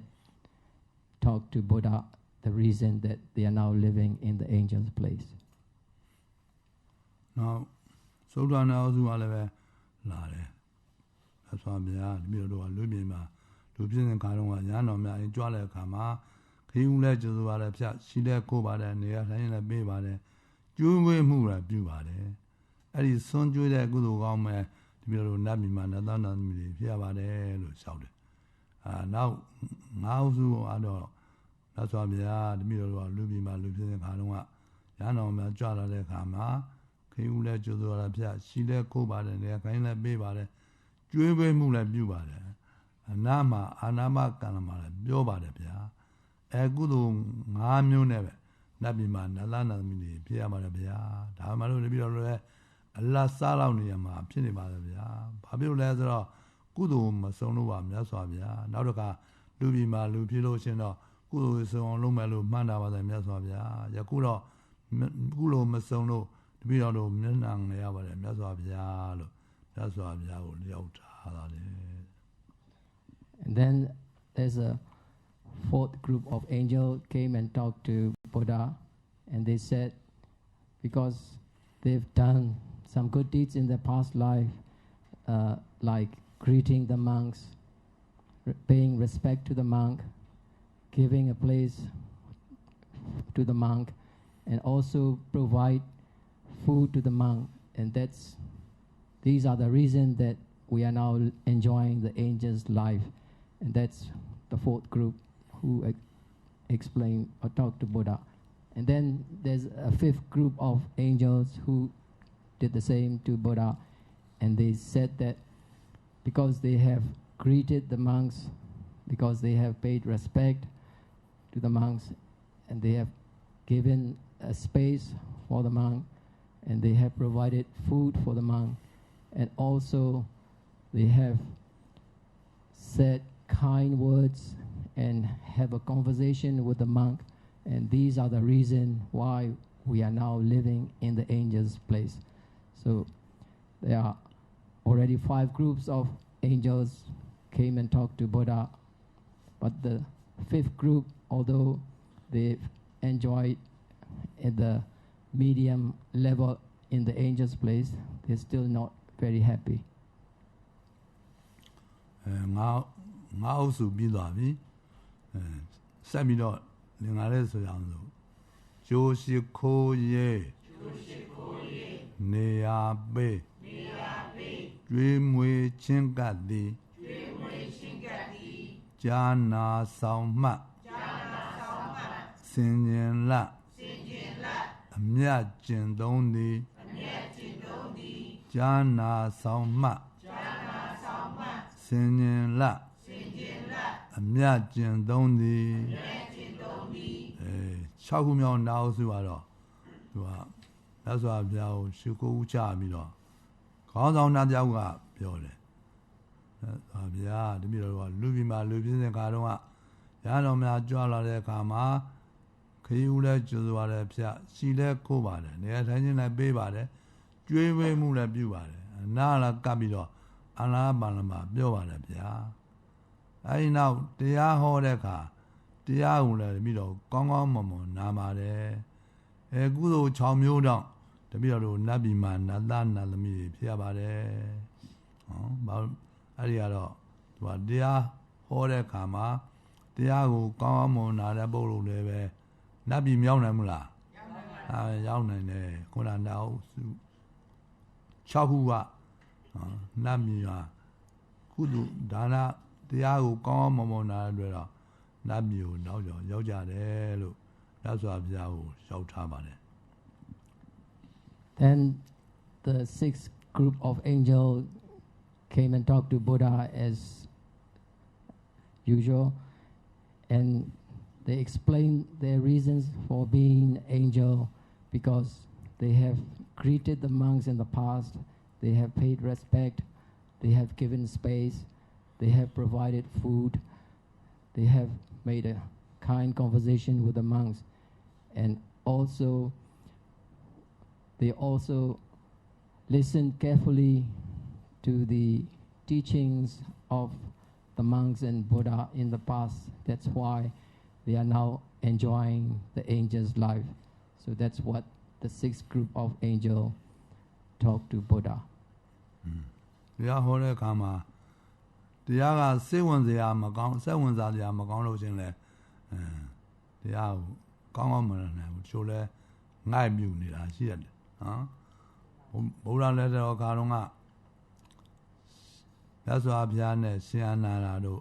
ခရီးထွက်လာလမ်းမှာတရားနာမဲ့ပုဂ္ဂိုလ်9ဦးတွေ့တယ်တရားမှာတဲ့ပုဂ္ဂိုလ်ဘယ်လောက်လဲ9ဦးတို့တဲ့ခါတော့အဲဒီ9ဦးတွေကခေါင်းဆောင်ကမြတ်စွာဘုရားတပည့်တော်တို့တရားဟောတော်မူပါဘုရားလို့ရှောက်တယ်အဲ့တော့မြတ်စွာဘုရားလည်းပဲအနားမှာရှိတဲ့သစ်ပင်ကြီးတစ်ခုအောက်မှာထိုင်ပြီးတော့ကဲဒီမှာတရားဟောမယ်ဆိုတော့တရားဟောရှင်အနန္ဒာကတော့ပွဲစည်းပြိဿလုံနေတာပေါ့လေအဲ့လိုလုံနေတဲ့အခါမှာမြတ်စွာဘုရားတရားတွေဟောအဲ့လိုဟောတဲ့အခါတော့ပထမဆုံးဉာဏပရိသတ်တယောက်ကတော့သူကဘာလုံးနေတယ်လဲဆိုတော့မြတ်စွာဘုရားလည်းတရားဟောရောအားလည်းလက်ချောင်းနဲ့မြေကြီးကိုချစ်နေတာမြတ်စွာဘုရားတရားဟောသူကလည်းအဲ့ဒါလည်းလှုပ်နေတာအဲ့တော့ရှင်အနန္ဒာဒီလူကလည်းမြတ်စွာဘုရားမြင်တရားတွေဟောလိုက်တာသူကမြင်မြေကြီးချစ်နေတာပဲတရားလည်းကောင်းမှာမလားလို့ဆိုတယ်ဟိုဘက်ကလူတယောက်ကြည့်တော့ဟိုယောက်ကဘာလုပ်နေလဲဆိုတော့တစ်ပင်ပေါက်စားလေးကိုမရရနင်းကန်လှုပ်ထွက်လို့နော်အဲ့တော့ရှင်အနန္ဒာဟာဒီလူကလည်းပဲတစ်ပင်ပေါက်စားလေးကိုမရရနှုတ်နေတာပဲတစ်ပင်လေးကလည်းကျွတ်မထွက်ဘူးသူကလည်းကလည်းမရရနှုတ်နေတာဟိုဘက်ကလူကြည့်လိုက်တော့ဟိုလူကဘာလုပ်နေလဲဆိုတော့ဟိုလူကငိုက်နေတာနော်ရှေ့စိုက်ကလည်းငိုက်လိုက်ခေါင်းမြန်ထောင်လိုက်စိုက်ငိုက်လိုက်ဆောင်းပြန်ဟိုလူကလည်းငိုအဲ့ငိုက်ကြည့်နေတာပါလားဒီလူလည်းတရားကောင်းမနာဘူးနဲ့လူလည်းဟိုဘက်ကလူကြည့်တော့ဟိုဘက်ကလူကဘာလုပ်နေလဲဆိုတော့သူကမိုးမောကြည့်ကြည့်နေနော်ကင်ကောင်းမိုးတွေကြည့်သစ်ပင်ထိပ်ပြားတွေကြည့်မိုးမြောက်ကြည့်အဲ့လိုကြည့်နေတာပဲအဲ့ဒီမှာတရားကောင်းနာတဲ့လူတယောက်ပဲပါတယ်နော်အဲ့ဒါနဲ့တရားဝဲတစ်ခုပြီးတဲ့ကတော့ရှင်သာရိပုတ္တရာမြတ်စွာဘုရားနဲ့ရှင်အနန္ဒာတို့ခါတယ်တရားဝဲကနေထပြန်လာကြတယ်တဲ့ So Sayadaw explained that it is quite hard to listen carefully to the Dhamma talk, and he has mentioned that he noticed sometimes people got sleepy during the Dhamma talk, and that's also the same when Buddha was alive in his time. So Sayadaw given a story when Buddha is giving a Dhamma talk one day, and there were 5 people listening to his Dhamma talk, and also in the audience, Ashin Ananda was also listening and watching the audience. So what the Ashin Ananda noticed is, out of these 5 people he's watching, the first one is scratching the ground while he's listening to the Dhamma talk given by Buddha, and he just keeps scratching the earth again and again and again during the talk. And then the Ashin Ananda noticed the second one who is listening to the Dhamma talk, but he's actually playing around with a plant, a small plant on the ground, and he's trying to pull that plant from the ground, but the plant is not coming out. So that's what he's trying to do all the time during the Dhamma talk. And then there's a third one who just dozed off during the Dhamma talk. And the fourth one, when Ashin Ananda was watching, he's just gazing up the skies, looking at the treetops, and just doing that during the Dhamma talk. And Ashin Ananda observed the fifth one, who is the only one who is listening carefully to the Dhamma talk. So at the end of the Dhamma talk, the Buddha and Ashin Ananda left the place. Then they're going to have a conversation. လမ်းရောက်တဲ့ကတော့မြတ်စွာဘုရားကိုလျှောက်တယ်မြတ်စွာဘုရားတရားတွေဟောတော်မူလိုက်တာရှင်ဘုရားရဲ့တရားနာပရိသတ်ကိုကြည့်ရလားဗျအဲ့တော့မြတ်စွာဘုရားခြေသာအနန္ဒာကြည့်ပါတယ်ဘာဖြစ်လို့လဲရှင်ဘုရားကတရားတွေဟောနေတာတ တပိတော့အဲ့ဒီတရားနာပိဋကတွေကလူတယောက်ကြည့်တော့ပထမဆုံးလူကလေဟောလက်နဲ့မြေကြီးကိုချစ်နေလိုက်တာရှင်ဘုရားတရားဟောသူကစစ်လို့ကိုမပြီးတော့ဘူးဟောအဲ့လိုမြေကြီးချစ်ပြီးတော့နေတာကိုတပိတော့တွေ့ရတယ်ဗျာအဲ့လိုဆိုတော့ရသော်ဘုရားကခြေသာအနန္ဒာအဲ့ဒီပုဂ္ဂိုလ်ကတရားတော်နာပါတယ်ဒါမှမလို့သူကတီကောင်ဘဝကို900တိဖြစ်ဖူးတယ်တဲ့အဲ့ဒီတီကောင်ဘဝမြေကြီးကိုလက်နဲ့ထိုးလာပြီးတော့လားအဲ့ဒီဝါဒနာလေးကမစွန့်နိုင်တဲ့ကြောင့်မြေကြီးကိုလက်နဲ့ချစ်နေတာပါတရားတော်လည်းနာပါတယ်လို့မြတ်စွာဘုရားကမိန့်တော်မူတယ်တဲ့ So the Ashiananda talked to Buddha on the way back, telling him that what he observed during the Dhamma talk. So he told Buddha that there was a person during the Dhamma talk who was just scratching the earth continuously while you are talking.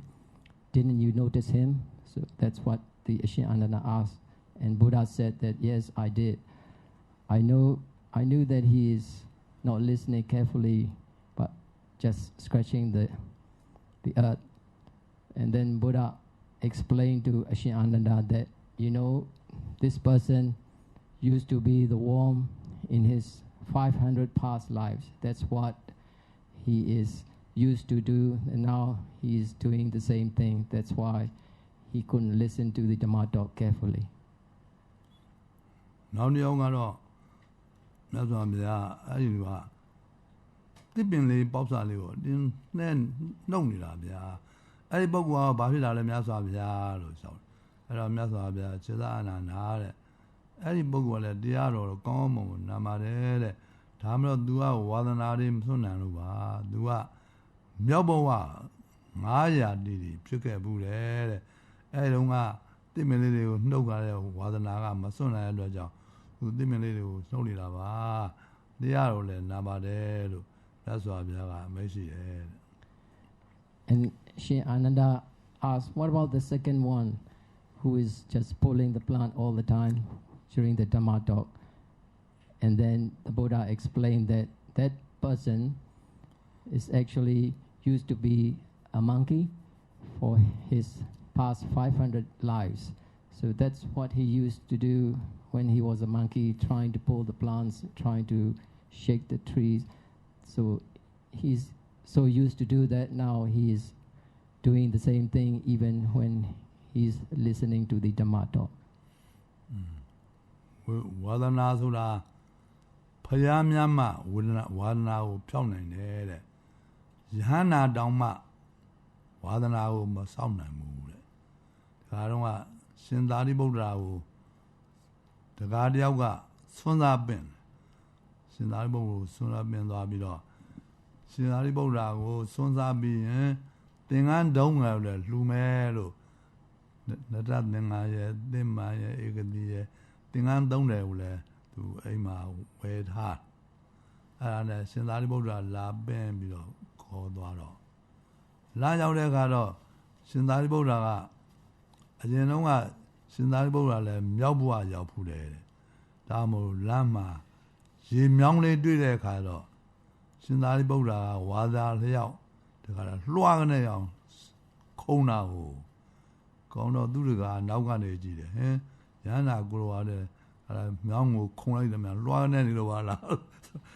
ဒီကိုတော့ဒီတိုင်းဆိုတော့ဖြစ်ဘူးငါသင်္ကန်းတွေတော့ရှော့လိုက်ပြီလို့သူစတဲ့မှန်းတာအဲ့ဒါနဲ့ရှင်းသွားပြန်ရှင်းသွားတဲ့အခါတော့ရေမြောင်းတစ်ခုတွေ့ပြန်တွေ့ရတော့ရှင်သာရိပုတ္တရာအောက်ကနေဆင်းသွားအဲ့တော့တကားပြောတယ်အရှင်ဘုရားခုနရေမြောင်းတော့အရှင်ဘုရားလွှားနေခုနဒါတော့ဘာလို့မခုံလဲဗျာဆိုတော့ဟာတကားခုလို့ရှိရင်သင်္ကန်းအကုန်တော့မှာကွာအဲ့မလို့မခုံတာပါလို့ပြောတယ်နော်အဲ့တော့မှတကား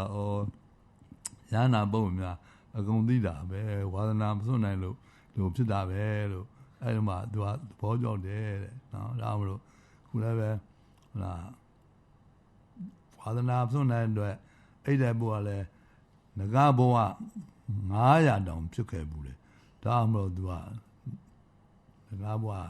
ငါလာဆိုတော့ခုလူကမှလည်းငိုက်နေတာပါတဲ့ဟိုကာလာငကားဆိုတာလေဒါဆိုတာဗျာရေဝဲမျောတဲ့အခါတော့ဒန်းဆိုတန်းကြတော့သူတို့လူပြည်မှာဖရားတွေကပွင့်မွဲပွင့်နိုင်လို့ ਨੇ အေးပြလိုက်တာနော်လို့ညှိတယ်တဲ့နော်ဒါမှငကားဆိုတာငကားက900တောင်ဖြစ်တာဆိုတော့အဲ့ဒီဝါနာမစွန့်နိုင်တဲ့အတွက်သူကလည်းငိုက်နေတာပါတဲ့တရားတော့နာပါတယ်လို့မြတ်စွာဘုရားအမိန့်ရှိတယ် Seattle said humorously that it's very hard to get rid of your habit. So there was once in Buddha's time that Shin Sariputta was going with his disciples, and on the way, disciple has decided to offer Shin Sariputta 3 sets of robes for him, and then they keep continuing the journey, and at one place there was a big train in front of them, and as you know, Shin Sariputta used to be good at kind of a gymnastics. So as soon as he saw that train, he just jumped over that train, and suddenly the disciple was watching him, and he was shocked because such a person who has attained enlightenment is still jumping the train. Then he decided in his mind that, oh, I'm not going to offer him 3 sets. I'll just keep 1 set of rope. I'll just reserve only 2 for him. And then they just continue the journey again, and then another place they found a similar drain. But this time Shin Sariputta, instead of jumping, he just walked down the drain and climbed up. And the disciple was surprised why he didn't jump this time. And then he asked Shin Sariputta, why didn't you jump this time? And Shin Sariputta said, if I jump, I'm going to lose all the ropes. That's why I stopped jumping. So as you can see, even as a arahat, they couldn't get rid of the habit, but he knew that what the disciple is thinking. So similarly, going back to the Dhamma talk where the third person was sleepy, and Buddha said, the reason he's sleepy is because he used to be a dragon for 500 years. And Seattle explained that dragon, what they do is just sleep in their life, and they just sleep for ages. And sometimes they complain because there's a noise in the river. As you know, when Buddha become enlightened, they will let go of the bowl in the river, and then sometimes it hit the rock and it makes sound, and then it woke up the dragon. Now everybody understands that it takes so many time and eons to become a Buddha, and even then this dragon is complaining because there are too many Buddhas enlightened in this universe. It's disrupting my sleep. So that was a humor that Buddha or Sayadaw said, that people will get sleepy during the Dhamma talk, and that's the reason they might have been a dragon in their past life. Now,ဒီမှာဘုရားတော့သူကတော့ဖြစ်နေရလုံငယ်သောခါတုန်းကသူကဘွေရင်စရာနက်ကပ်ဖတ်ဘွေရင်စရာငါဘဝ900ဖြစ်မှုတယ်ဒါမှမဟုတ်သူကကောင်းငင်ကိုကြည့်ပြီးတော့နက်ကနေဖတ်ပြီးတော့ဝါသနာဖြစ်နေတယ်ပါတဲ့တရားတော့ကောင်းကောင်းမွန်နာပါတယ်အဲဒီထဲမှာကောင်းမွန်နာတဲ့ပုဂ္ဂိုလ်တွေတော့သူဘာဖြစ်လို့ပါလဲလို့မြတ်စွာဘုရားရှောက်တော့မြတ်စွာဘုရားအဲ့ဒီပုဂ္ဂိုလ်ကတော့ဒီကတာပါမောက္ခအားလုံးသောပုဂ္ဂိုလ်တွေကိုပညာသင်ပေးတဲ့ကျောင်းဆရာကြီးဖြစ်ခဲ့ဘူးတယ်ဒါမှမဟုတ်သူကတော့ကောင်းမွန်တရားနာတာလို့မြတ်စွာဘုရားမိန့်တော်မူတယ် And then the fourth person who was listening during that Dhamma talk observed by Ashin Ananda, who was looking up the sky and looking at the treetops, and Buddha said that person used to be the professor, a teacher who just think what he's been taught, and that's what he used to do. Or maybe he was a astrologer who just gazed the stars all his life, or in his past life. So that's why, although he's listening to the Dhamma talk, he couldn't stop looking up the sky. Now, we now see what Lamilo. That's all. Yeah, to be all. To be my Lucian Kanwa, and I'm not Jordan Kama. He will not do our Sile Koba and the Akana Meba. You will move you by and Nale Kabale, Alaba Damala, Biobade. The Ahoye, the Aho Comamon Nabade. The Anabi and all. The Arega, some motive by the Sada Kama, at least some motive, they shall be on. Not Tom Milo, Madava de Pialo, Ali Kudu, Konamune, the Biolo and Nabiman, the London and me, Piavade. Damalo, the Biolo, contact them, Yaudevia, Taka, Nadine sign, the Biolo, Yamadi. And I'm Babylon as a Kudu Masonu, Yasabia, Dorokazo, Kudu Son Lumelo, Mapanda, Yasabialo, Yautabi, Bianbabian. And then there came the seventh group of angels came down to see Buddha, and they said that now they are living in the angels' place because of these reasons. And they said that they had greeted monk, they had paid respect to the monks, they had given space for the monks, they have offered food for the monk, and they have kind words with the monk, and they had also listened to the Dhamma talk carefully. And what they also did is they tried to recite what they have learned, listened during the Dhamma talk. And so that's the reasons they are now enjoying the angels' life fairly at the upper levels. Now, Shikumya, now Suale, Lade, that's what we are. You the Ucha Shikobilo, Nenania Maya. How long you got Yasabia showed Yasabia to be a Lubima, Lucin and Kama. Yanomia, Ego Juara Kama, can you let you do Sile Kurubade, like an baby, Dream Bubade, and now like Kabalabia, Alaba and Lamala Biobade, the hour and the hour come on Namade, Nabida now, Tega, somebody by the old deja. The below Madan Tavade. Madame now, Eddie Diago, the Chaya, Nenene, Sinin Jibade, Elo Sinin Jile Caro, Didiaro, Nayonem Bibu, Didiara, Atoma, Pima Bello, the Biro, the Wall Bobade, Eddie Kudu, Simujang,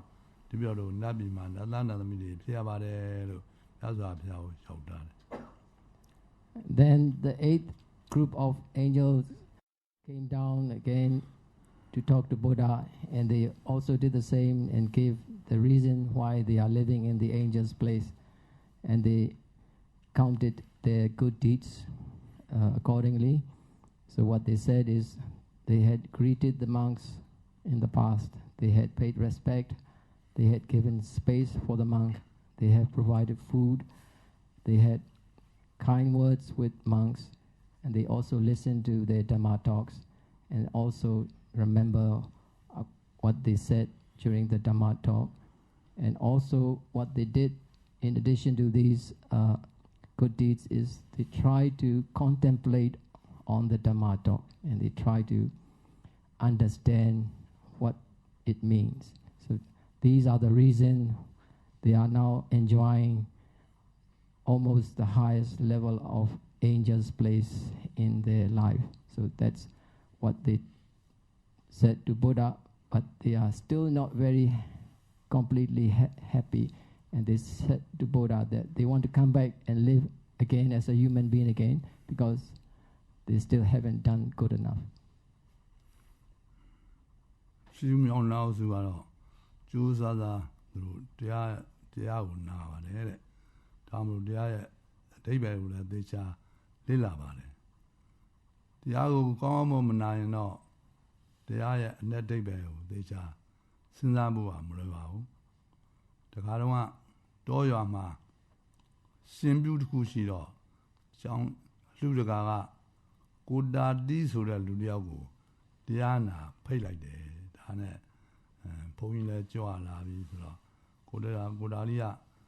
တရားနာသွားတော့မှမယ်ဆိုသူအိမ်ကအရှင်မကိုပြောတယ်အရှင်မရဲ့ငါတော့လူတကာတရားနာပိတ်ထားတော့ငါသွားပြီးတော့တရားနာလဲဦးမယ်လို့ပြောတယ်အဲ့တော့အရှင်မကကိုတာတီးတရားနာတာဟုတ်ကဲ့အိမ်ကနမလေးကိုကျွေးသွားအောင်နော်လို့ပြောတယ်အဲ့တော့ကိုတာလေးဟာနမကျွေးတာနောက်မှကျွေးမှာပကွာခုဘုန်းကြီးကြွလာပြီကွာငါသွားပြီးတော့တရားနာလဲဦးမယ်ဆိုတော့သွားအဲ့တော့ဘုန်းကြီးလည်းကြွလာတရားတွေဟောလူတကာတွေလည်းတရားနာကြကိုတာတီလည်းဟိုပိဋကဆိုနာကလည်းထိုင်းပြီးတော့တရားနာပြီးတော့ခဏလေးတော့လည်းရောက်ရောစိတ်ကအိမ်ပြန်ပြီးတော့နမကျွေးနေတာနမကိုခါပွဲပတ်ဒီပါနေဆရာလည်းပတ်ပြီးတော့ကျွေးနေတာအဲ့တော့ကျွေးနေတာနဲ့မဲ့ဟိုတရားပွဲကပြီးတော့သူဘာမှလည်းမသိထပြန်လာသူအရှင်မပြောတယ်ကိုတာဒီအလူမှာဘုန်းကြီးဗာတရားဟောလိုက်တော့ဆိုဟေးနင်ပြောမှပဲငါလည်းအိမ်ပြန်ပြီးတော့နမကျွေးနေတာနဲ့ဗာတရားမှမသိရဘူးလို့ပြောအဲ့လိုဆိုရင်သူများမေးတောင်ရှက်စရာကြီးကိုတော့ဟာမုံသေးပါဘူးဆိုတော့အေးဟုတ်တာမဖြစ်သေးဘူးအလူကတော့သွားပြောရင်တော့သိမှာပဲငါအလူကသွားပြောမယ်ဆိုလူတော်ပြောအလူတကအမင်းလူမှာဘုန်းကြီးတရားဟောတာဘာတရားလဲကွာကိုတာဒီခမည်းလဲတရားနာတာပဲကျုပ်ကလူရာဆိုမှလို့ကျုပ်ကလည်းစိတ်ထဲမှာအိမ်ကလိုက်ဆက်ရတာကငွေဘလောက်ခုအလှူအားရတာကဘလောက်ကျွေးမြန်းကြံသေးလားနဲ့ကျုပ်ကလည်းစင်းတွက်နေရတယ်ဘာတရားမှန်းကုန်မသိဘူးဗျာလို့ပြောတယ်မင်းဆိုတဲ့ကောင်လည်းအလူတကာလုံနေပြီးတော့တရားမှမသိဘူးသူများမေးရှက်စရာကြီးအေးဟုတ်တယ်ဗျာအဲ့လိုဆိုတော့ဘုန်းကြီးကတော့သူတိုင်းဟောတာပဲဗျာသူတော့သိမှာအဲ့တော့ကျုပ်ဘုန်းကြီးစီသွားရှောင်းမယ်ဗျာလို့ပြောတယ်အဲ့ဒါကြောင်းရောက်သွားတော့ဘုန်းကြီးကလည်းငပြောသည်အုပ်ဝါဒနာပါငပြောသည်အုပ်နော်အရှင်ဘုရားအလူမှာတရားဟောတာဘာတရားလဲဗျာအလူတကနေလည်းတရားနာတာပဲဘာတရားမှမသိဘူးလားတပည့်တော်ကအိမ်ကငွေရတာဘလောက်ကျွေးစုတာကဘလောက်ကိုငွေကဘလောက်နဲ့အဲ့ဒါတွေတွက်နေရတာလေတပည့်တော်ကလည်းဘာတရားမှမသိဘူးရှင်မရတော့ကိုယ်တိုင်ဟောတော့ကိုယ်သိမှာပေါ့ဗျာဘာတရားတော့ဗျာမင်းကပြောတော့လွယ်တာမင်းဆိုတဲ့ကောင်ကငပြောသေးကြတော့လဲငပြောဝဲမှာငပြောသေးအမှဲ့ကိုမထားဘူးအစိမ့်ကြီးထဲတာအဲ့တော့ငါစဉ်းစားတယ်ဒီကောင်လှုပ်ပုံနဲ့တော့ကျောင်းကကွင်းလေးငပြောသေးမှွေလို့တော့မရတော့ဘူးဒီငပြောသေးကအတော်အခွန်ထူတယ်ဒါကြီးကိုဘယ်လိုလုပ်ပြီးတော့အုပ်ရမလဲပလတ်စတစ်ထဲထည့်ပြီးတော့လေပူလဲထားပြီးတော့ကောင်းလားမလားဒါမှမဟုတ်စင်အိုးထဲထည့်ပြီးတော့မီးထည့်ပြီးအုပ်ရကောင်းမလားကျောင်းကျင်းတူးပြီးတော့အဲ့ထဲချပြီးတော့အုပ်ရကောင်းမလားငါလည်းစိတ်ထဲကငပြောသည်အုပ်ပြီးတော့တရားဟောနေတာဆိုတော့ဘာတရားမှငါလည်းမသိတော့ဘူးလို့အဲ့တော့လူလူကပြောတယ်အဲ့လိုဆိုရင်တော့ခက်ကုန်ပါပြီကိုတော်လို့ပြောတယ်အဲ့တော့ဘုန်းကြီးကပြောတယ်မခက်ပါဘူးကွာလူလူကရဒါလို့သူများတွေကဘာတရားလဲမေးလို့ရှိရင်တရားတော့အဆန်းမဟုတ်ပါဘူးဗျာနိဗ္ဗာန်ရောက်ကြောင်းတရားပါတယ်ဗျာလို့ပြောလိုက်ပါတော့ကွာလို့ပြောတယ်အဲ့တော့လူတွေကလည်းကိုရာကြီးရေတရားရောအဆန်းမဟုတ်ဘူးနိဗ္ဗာန်ရောက်ကြောင်းတရားပါတယ်ဗျာလို့ပြောတယ်ဘာတရားတော့ဟုတ်ဘုန်းကြီးဟောတဲ့တရားနာမယ်ပြောတာ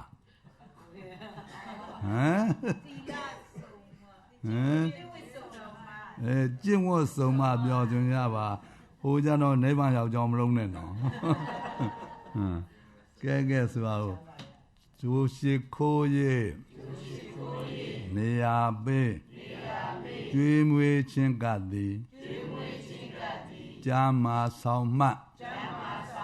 ဆဉ္ဉ္လအမြကျင်လုံးသည်ကျင့်ဝတ်ကိုယ်တွေမစုံလေနတ်တွေပူကြသည်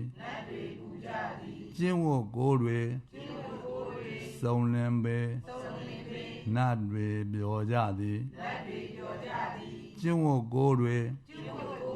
မစုံလေနတ်တွေပူကြသည်ကျင့်ဝတ်ကိုယ်တွေစုံလင်ပေနတ်တွေပြောကြသည်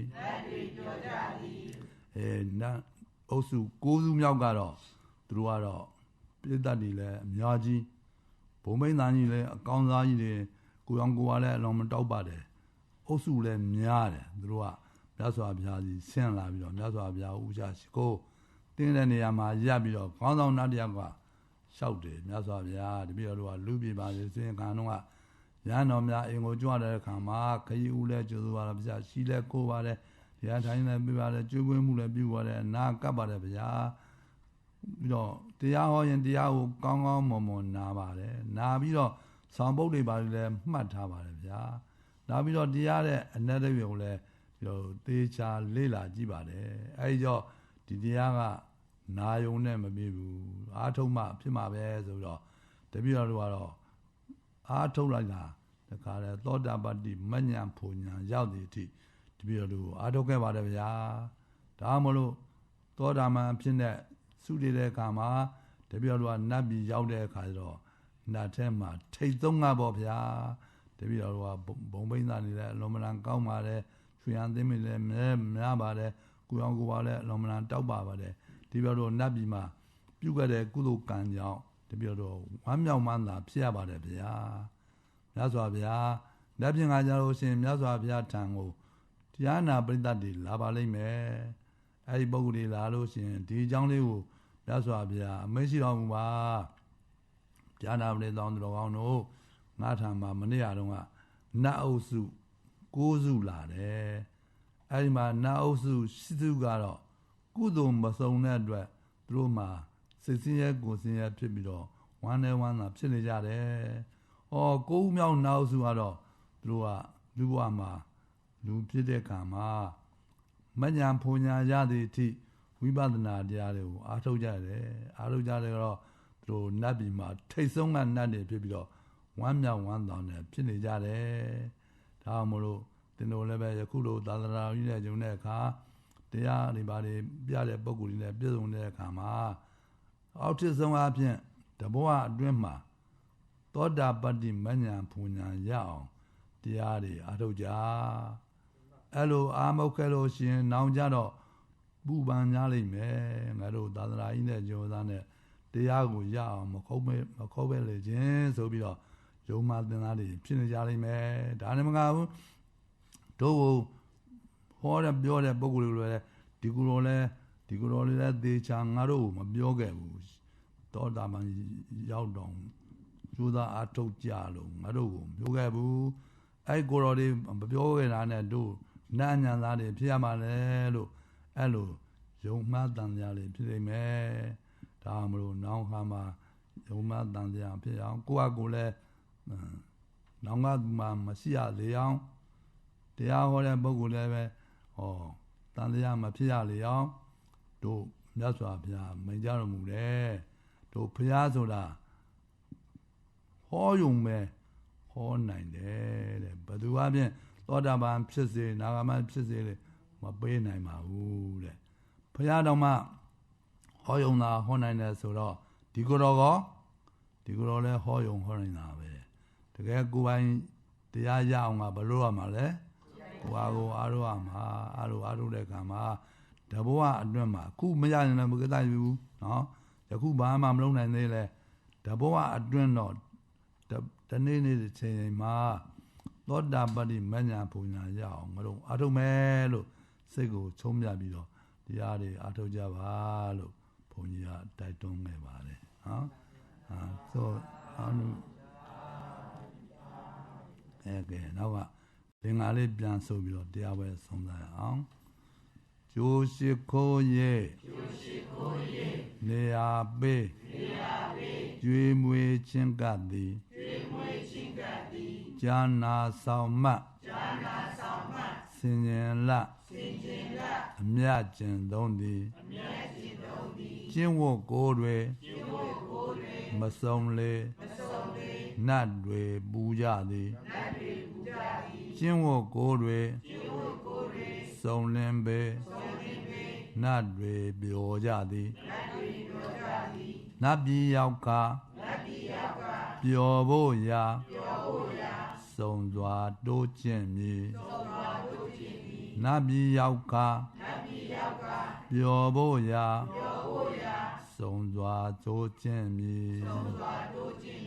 ကဲဆိုနတ်ပြည်ရောက်ခါပျော်ဖို့ရာစုံစွာတိုးကျင့်မည်ဒါမလို့နတ်ပြည်ရောက်တဲ့အခါမှာပူပန်မနေရအောင်ဝမ်းမြောက်ဝမ်းသာဖြစ်အောင်သောတာပတ္တိမဉ္ဇဉ်လောက်တော့အောက်ထစ်ဆုံးရအောင်တို့အားထုတ်ကြမယ်ဆိုပြီးကြိုးစားအားထုတ်ကြ၍အာသောတရားနာပိသောတော်ကောင်းတို့သည်ဒုက္ခငြိမ်းရပြီးနိဗ္ဗာန်ကိုမြန်စွာဆက်၍မျက်မှောက်ပြုရပါလောကုန်သောဟုဆုတောင်းပတ္ထနာပြုလိုက်ကြကုန်ရာတည်း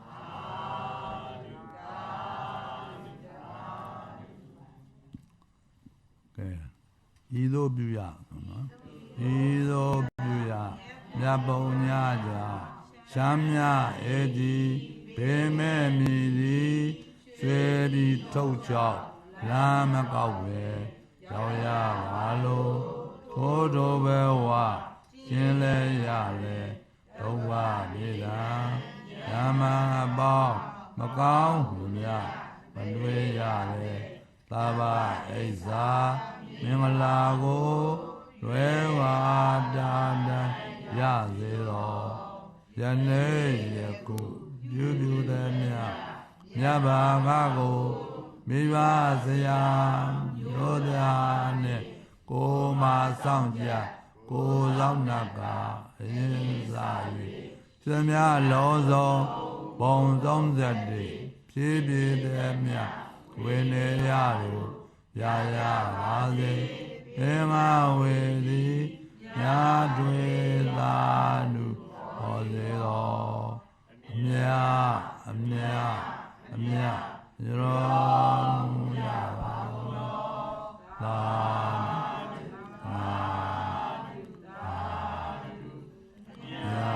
အမြရောရပါတော်သာ